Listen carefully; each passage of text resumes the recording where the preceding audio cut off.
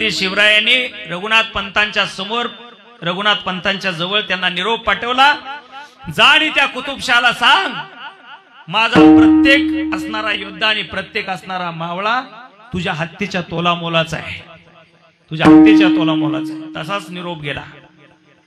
म्हणले असं? हा म्हणले असं. म्हणजे कोणता असा तुमचा योद्धा आहे की माझ्या हत्तीची बरोबरी करू शकतो? येसाजी कंकावरती जबाबदारी दिली आणि 8-9 सैनिक त्याच्या भेटीला पाठवलं आणि सांगितले जे समोर आहेत ना यातला तुला कोणता जो बोटाने दाखविल तो तुझ्या हत्तीचा सामना करण्यासाठी समर्थ आहे. पण त्या कुतुबशाहची नजर गेली ते उंचीने 4-4.5 फूट असणाऱ्या येसाजी कंकांच्याकडे नजर गेल्याने सांगितलं, अरे हा जो सैनिक आहे हा माझ्या हत्तीची बरोबरी करू शकेल का? येसाजी कंकाने सांगितलं, हो, हत्तीची बरोबरी करण्याची माझी तयारी आहे. राजांच्या जवळ निरोप गेला.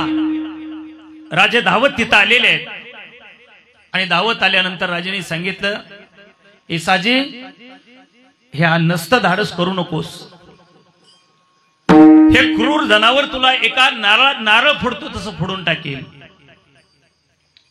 राजे नाही, शब्द तुमचा आहे की माझा प्रत्येक शूरवीर हत्तीच्या तोला मोलाचा आहे आणि तुमचा शब्द आम्ही खोटा ठरवू देणार नाही.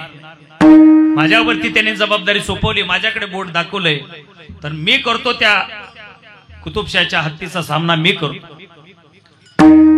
आणि तो मधोन्मध झालेला असणारा हत्ती, त्याला दारू पाजलेला तो हत्ती मैदानामध्ये उतरला आणि येसाजी हे 4.5-5 फुटाचे येसाजी त्याच्या समोर आले.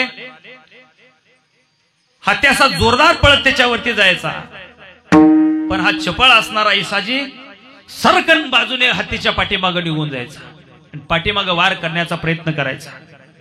दोघांची बरेच दोघांचं तुंबळ युद्ध झालं आणि एक वेळ अशी आली की त्या सोंडेच्या तडाक्यामध्ये येसाजी कंक आले आणि अक्षरशः खाली येसाजी कंकांना पाडलं. तलवार हातामध्ये, सोंडेमध्ये येसाजी कंकांना असं पकडलं आणि येसाजी कंकांना सोंडेमध्ये त्या हातीने वरती भिरकवलं. भिरकवल्यानंतर हातामधली शमशेर होती येसाजी कंकांनी ती क्षणभर आकाशामध्ये चमकली आणि चमकलेली तलवार खाली येत असताना हत्तीची सोंडच घेऊन खाली आली, लक्षात ठेवा. आणि ते मधोन्मध झालेलं असणारं ते जनावर चिर करत वाट फुडेल तिकडं पळू लागलं, लक्षात ठेवा.